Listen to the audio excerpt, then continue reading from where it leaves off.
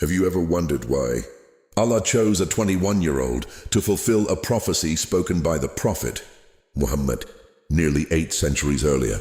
Imagine carrying the weight of a dream that wasn't yours, but the dream of an entire ummah. Most people know Sultan Muhammad al-Fatih as the conqueror of Constantinople. You know what happened long before he stood before those towering walls. As a child, he wasn't raised to chase power. He was raised to fear Allah. While others admired kingdoms, he memorized the Quran. While others mastered weapons, he mastered knowledge. Arabic, Persian, Latin, Greek. His father surrounded him with righteous scholars, planting one question deep inside his heart. What if Allah chooses you to fulfill the promise of his messenger? The Prophet Muhammad once said, "You will surely conquer Constantinople.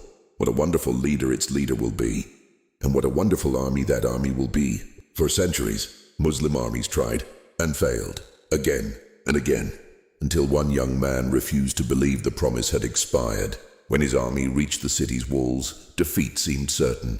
A giant chain sealed the harbor. The fortress looked impossible to break. Most people would have turned back.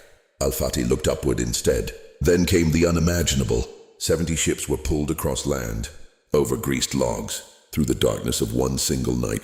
By sunrise, the enemy stared in disbelief. The impossible had become reality, not because of miracles without effort, but because Tawakkul walked together with relentless action.